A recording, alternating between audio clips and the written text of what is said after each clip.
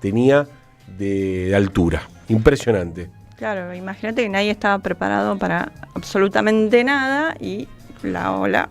Pero de alguna manera nos abstraemos de la situación de catástrofe, pero qué lindo es ir a la playa. ¿No? Justo en este día que hubo casi un tsunami. Casi un tsunami.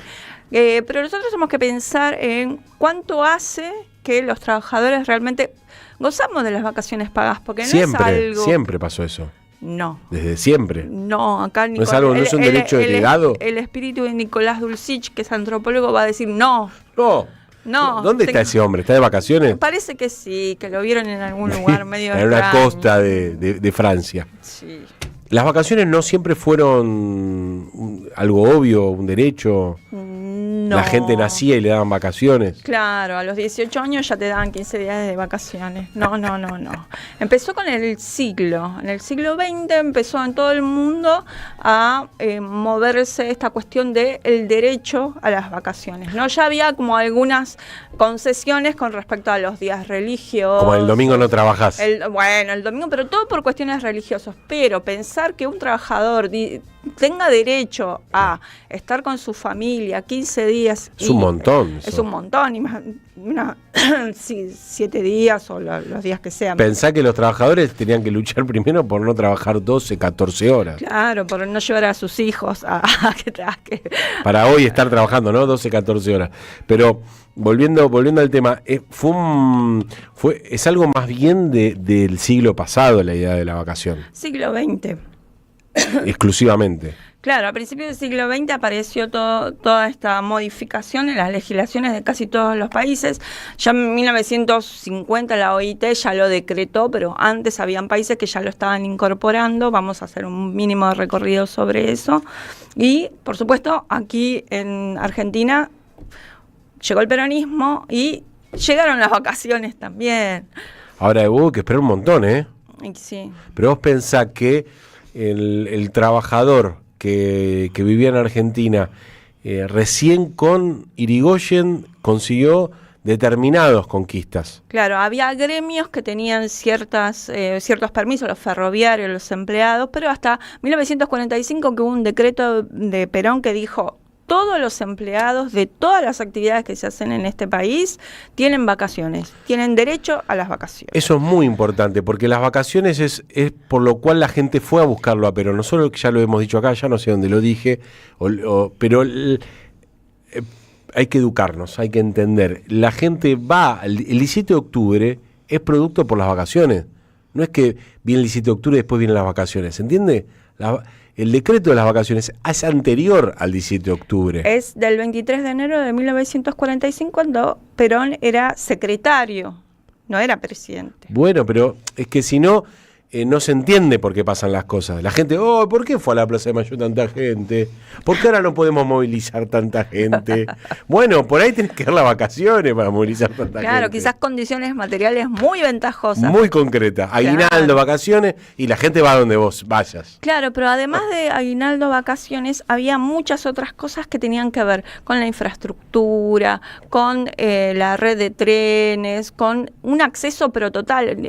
No era solamente te firmo este decreto, listo, ya tenés vacaciones, sino que estaban las condiciones dadas, ¿no? Aguinaldo, estaban los gremios que empezaban a construir sus edificios y sus hoteles para que los afiliados vayan con un precio conveniente. Bueno, pero eso es central, porque vos decís, te puedes ir de vacaciones. Bueno, ¿a dónde me voy de vacaciones? Claro. ¿Cuánto porque me sale el la bondi? sociedad argentina, que hasta antes de eso podía tomarse el lujo de salir a vivir en otra casa que no sea la propia, y era gente de clase media, o por lo menos que tenía un buen pasar y entre varias familias alquilaban una casa, existía todas esas situaciones. Pero la idea de las clases populares yéndose de vacaciones, bueno, era condición de que, como decías vos bien, los gremios construyeran hoteles, y hay un lugar emblemático de todo eso. El complejo Chapatmalal.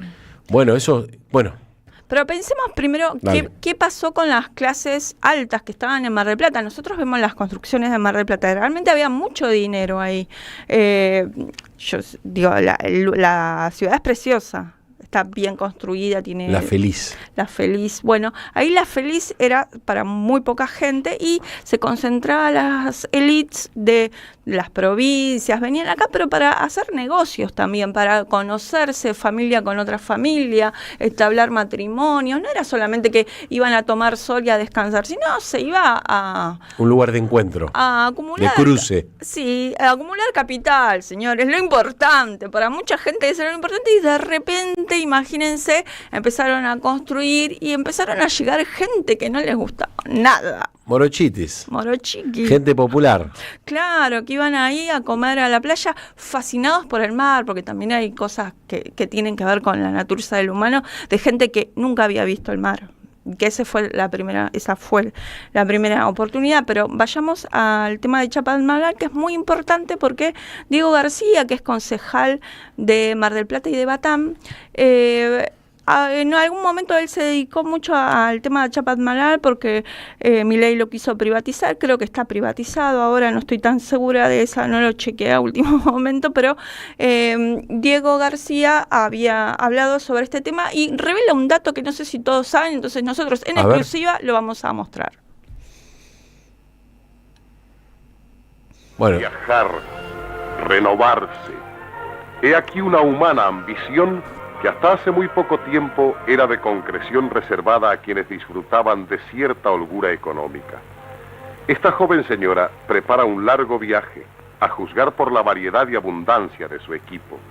Preparativos justificados por una circunstancia tan feliz como propicia. Los pasajes kilométricos expendidos por el Ministerio de Transportes de la Nación en todas las boleterías de su dependencia, que son las del país entero. Trazado un itinerario que puede abarcar 4.000 o 6.000 kilómetros de extensión y adquirido el boleto en condiciones inusitadamente ventajosas, puede aprovecharse cualquier línea férrea o varias combinadas dentro del país. El Ministerio de Transportes de la Nación contribuye con la implantación de este propicio sistema del boleto kilométrico a impulsar el turismo, facilitar el conocimiento de nuestra tierra en sus bellezas naturales, monumentos históricos y en la materialización de las conquistas que en esta hora han cimentado nuestro progreso industrial y nuestra independencia económica. Bueno, la verdad, al final, ¿cómo se dice? ¿Qué? Lo que ibas a revelar no se reveló. Porque tarda, porque es una información exclusiva para este programa. Pero primero pasamos al tema del transporte, muy importante. Se muestra, esa Argentina pujante. Pero es un proyecto de país, ¿no? Pensar de que toda esta gente que trabaja todos los días, que los niños van al colegio, tienen que conocer de primera mano lo que hay en el país, la cultura del país, qué se come en Salta, qué hay en las montañas, cómo son las montañas de Jujuy. Pero tiene que haber transporte, porque uno lo naturaliza. Si vamos a Mar del Plata, son 400, 500 kilómetros. ¿No? Estamos hablando de 1945. ¿Cómo llegas hasta allá? Claro, sin tren. Los trabajadores no podían llegar. Claro, no es que agarra el auto, vamos. Claro, nadie tenía auto en ese momento. No había ruta para hacer. No había micros, ¿no? Claro. Me tomo acá el bondi y me voy a retiro y me tomo el bondi. No existía eso, entonces sí o sí tenían que depender de la red ferroviaria que estaba, pero a full. ¿Vieron? Yo quiero uno de esos tickets. Como decía, ticket kilométricos. Claro. Eran como quiero un ticket pasajes kilométricos. Bueno, ahora sí, vamos a escuchar a este concejal, Diego García, que ahora sí nos va a contar en forma exclusiva. A ver. Para comenzar con la obra del complejo de Chapadmalal, el general Perón expropió 650 hectáreas de lo que era la estancia Santa Isabel. Se la apropió a la familia Martínez de Oz. Lo digo para como dato también, en el mismo tiempo expropió 2.700 hectáreas en la zona de Laguna de los Padres y Sierra de los Padres, a la familia Zubiaurre. Tenemos la laguna también gracias a una decisión política del peronismo, que espero que no la quieran vender, ¿no? Porque si hablan de gasto, capaz que es gasto de la Laguna de los Padres, mañana tenemos hotel, qué sé yo, edificios. Esperemos que no suceda. Se comenzaron a construir los hoteles, se trajeron materiales de todo el mundo, los mejores materiales para los trabajadores. Se utilizó la piedra Mar del Plata, emblemática, que utilizaban también las familias pudientes de Buenos Aires. Los hoteles están construidos por el arquitecto Bustillo. Si ustedes ven, tiene cuestiones o fisonomías parecidas, por ejemplo, al Centro Cívico de Bariloche, materiales parecidos. Bueno, lo mejor para los trabajadores. Y en algo me quiero detener, porque no solamente se construyó los hoteles, sino que hubo toda una red de infraestructura muy importante y de adelantada para la época. Sistema de... Bueno, contando los beneficios y la decisión política de hacer lo que fue Chapalmalal como algo para todos y todas y de buena calidad. Bueno, es algo que se escucha muy a menudo cuando se repasa la historia del peronismo y lo que significó el antes y el después. Claro, a mí eso, lo de que sea buena calidad, realmente es totalmente revolucionario, porque vos pensás que quizás para los trabajadores que nunca accedieron a nada de calidad, no podrían evaluar qué es de calidad y qué no es de calidad. Entonces, aprovechando esa falta de experiencia, uno podría darle como una casita así nomás, total, va a agradecer que está cerca del mar y bueno, toda esa experiencia. Pero la experiencia es completa porque realmente se valora a las personas como debe ser. Bueno, es que quizás para entender nuestro presente y tratar de diseñar un futuro mejor, es muy interesante poder pensar en este pasado. Ustedes verán cómo las vacaciones, que es algo muy esperado durante el año, porque uno trabaja y eso no hace falta que lo expliquemos, uno se rompe todo el año, no solo para poder comer algo decente los fines de semana, sino para que nuestros hijos puedan ir a la escuela, para que puedan hacer un ahorro, bueno, dentro de lo que se puede, ¿no? Por una situación muy compleja. Hoy asistimos a una situación donde no te alcanza el mango, incluso vemos como las vacaciones son micro vacaciones, la gente no se va 15 días, no alquila un mes, una quincena en la costa, sino que un fin de semana, 4 o 5 días. Bueno, ustedes ya ven cómo lo importante en todo caso será primero recuperar el salario, totalmente, que pueda ser posible ahorrar para irse de vacaciones. Generar otras condiciones de vida, porque hay que tener tiempo para irse de vacaciones, puede tener plata, pero tenés que poder salir, te tienen que reconocer esas vacaciones pagas, que vos te puedas ir de vacaciones y volvés y tenés el mismo trabajo. Claro. Si somos todos emprendedores, ¿a dónde? ¿Qué te va de vacaciones y sigue trabajando? El monotributismo lo que hace es esto, que vos dependas de vos mismo, entonces tenés que laburar 15 veces más para tener un mango y en algún momento irte de vacaciones. O sea, lo más probable es que te enfermes más que disfrutes de las vacaciones. Me gusta lo que elegiste para cerrar el bloque. Vamos a un tema internacional. A ver. Porque en Francia también pasó esto, ¿no? En 1936, entre 1936 y 1938, gobernó un partido popular. ¿Qué es lo primero que hizo? Fue poner vacaciones pagas. Y en Francia la élite tenía sus playas preferidas y de repente también, ¿qué pasó?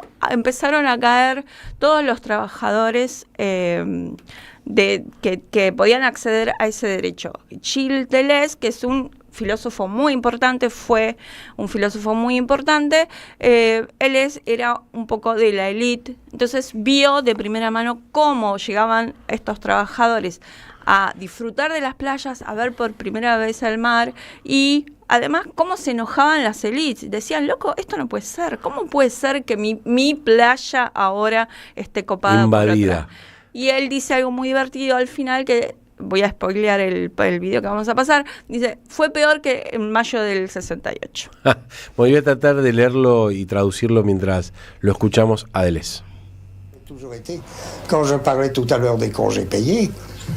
Le recuerdo sobre todo porque la llegada de los primeros trabajadores con vacaciones pagas en la playa de Deauville era algo para ser visto.